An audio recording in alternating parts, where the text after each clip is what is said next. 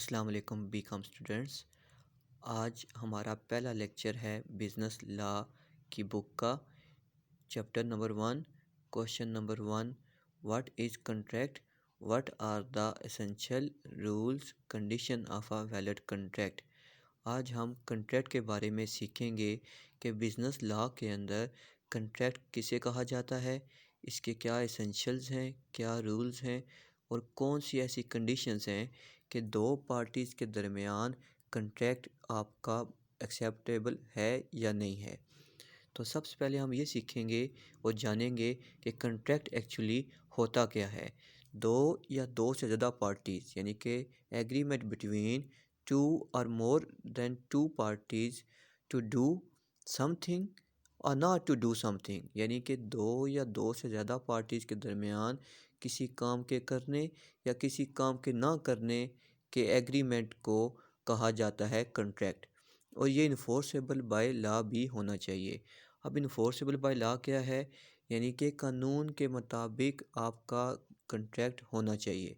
For example, मैं आप में से किसी स्टूडेंट को कहता हूँ कि आप चाँद पर चले जाएं और मुझसे इसका एग्रीमेंट कर लें, तो ये तो इन्फोर्सेबल बाय लॉ है ही नहीं।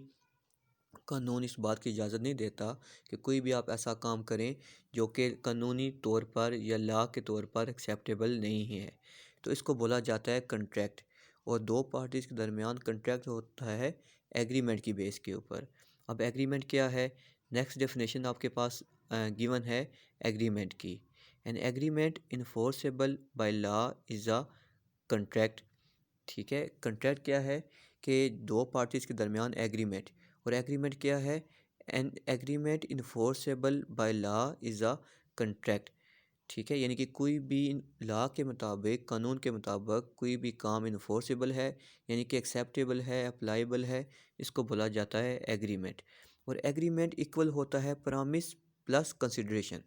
यानी कि आप किसी से कोई एग्रीमेंट करते हैं तो इसका मतलब है आपने उसके साथ प्रॉमिस कर लिया है किसी भी काम करने के लिए। अब प्रॉमिस क्या है? प्रॉमिस की डेफिनेशन भी आपके पास गिवन है। When a person make a proposal, proposal आपको आगे नज़र आ रहा होगा, प्रपोजल कहा जाता है offer to another and the second person accept the proposal is called a promise. यानी कि किसी बंदे को कोई चीज़ ऑफ़र की जाए, आगे से वो उस ऑफ़र को एक्सेप्ट कर ले, इसको कहा जाता है ये आप दोनों पार्टीज़ के दरमियान प्रॉमिस हो चुका है। प्रपोज़ल प्लस एक्सेप्टेंस लाजमी है, ज़रूरी है। फॉर एग्ज़ाम्पल, मैं आप में से किसी स्टूडेंट को कहता हूँ कि ये बुक आप मुझे सेल कर दें।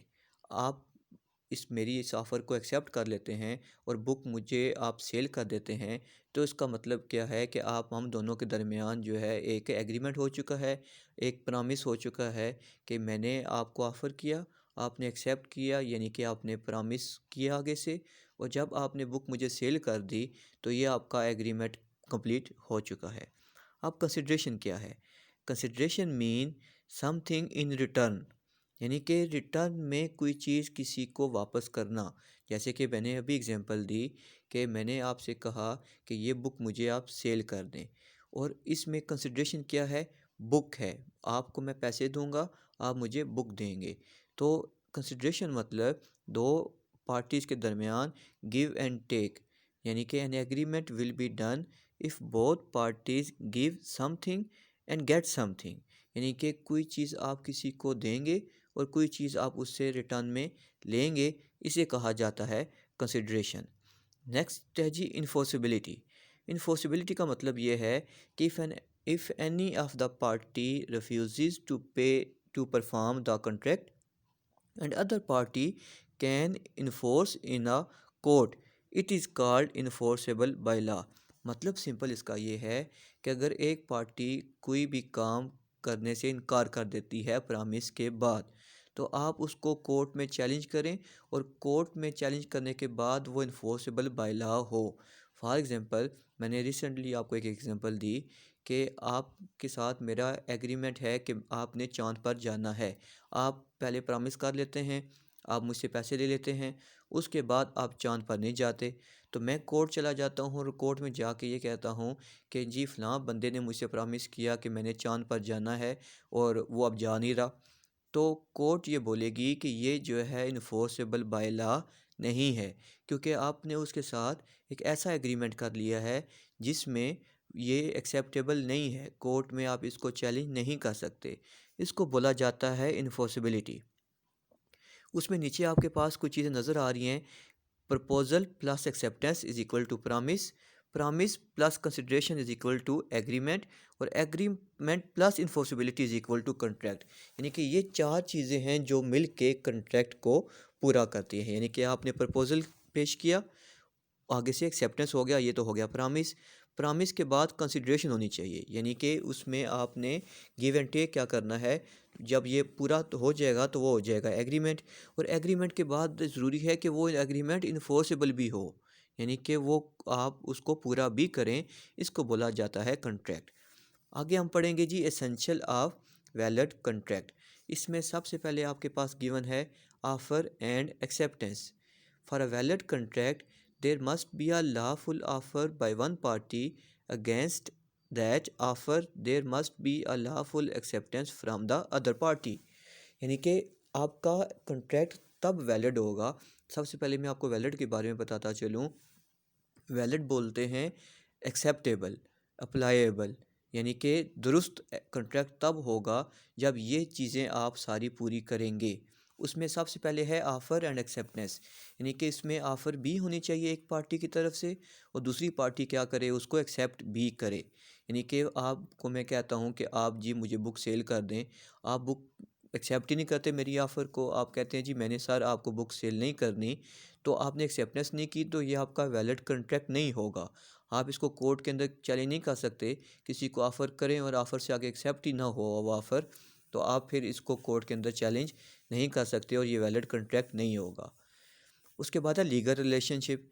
The agreement must create legal relationship between parties, यानी दो पार्टीज़ के दरमियान लीगल रिलेशनशिप होना चाहिए।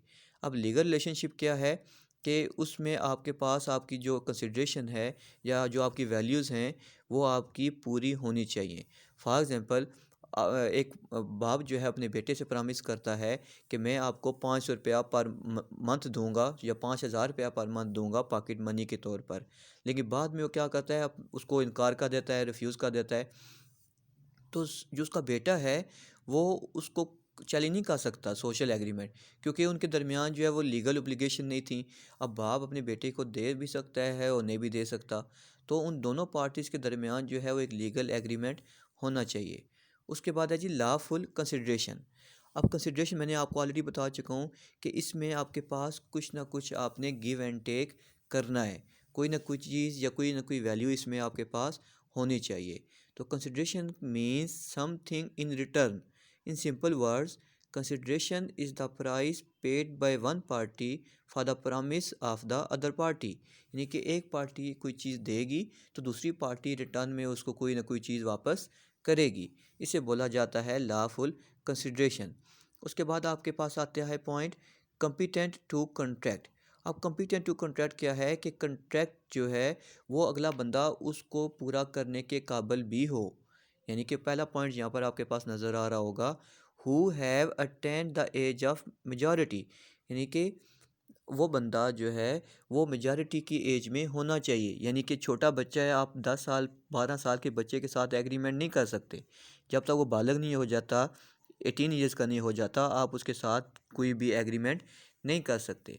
उसके बाद है who are of sound mind, यानी कि वो पागल भी नहीं होना चाहिए। आप किसी पागल या जो दिमागी जिसकी हालत दुरुस्त नहीं है उसके साथ अगर आप एग्रीमेंट कर लेते हैं तो वो आप कोर्ट के अंदर चैलेंज नहीं कर सकते, क्योंकि वो तो लीगली एक्सेप्टेबल ही नहीं है, कोर्ट ने मना किया हुआ है।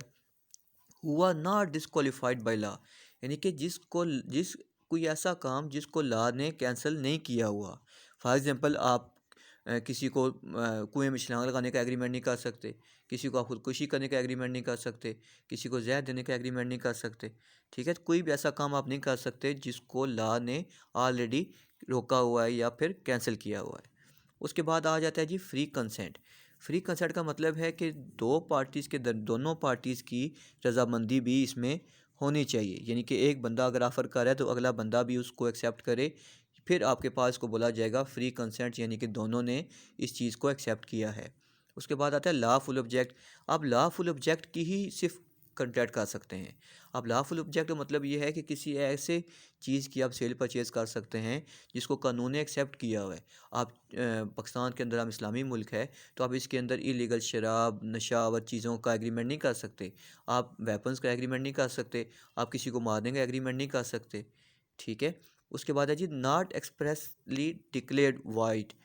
इसमें ये बात कह रहा है कि in order to make a valid contract an agreement must be one of those that are expressly declare void by law. यानी कि ऐसे एग्रीमेंट जिसको कानून ने ऑलरेडी मना किया हुआ है। For example agreement in state of marriage, आप किसी को शादी पर मजबूर नहीं कर सकते या किसी की शादी रोक नहीं सकते।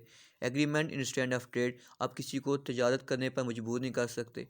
ठीक है। फॉर एग्जांपल मैं आपको कहता हूँ कि मैं अब मेरे पास आप ट्यूशन पढ़ें, मैं आपको ज़बरदस्ती नहीं पढ़वा सकता, घर में नहीं बुला सकता। आप मेरे पास नहीं आते तो मैं आपके खिलाफ़ केस नहीं कर सकता जी फ़लाँ स्टूडेंट मेरे पास पढ़ने नहीं आ रहा। क्यों? क्योंकि इसको ऑलरेडी ये कोर्ट ने मना किया हुआ है। ये आपका डिक्लेयर वाइड हुआ हुआ है।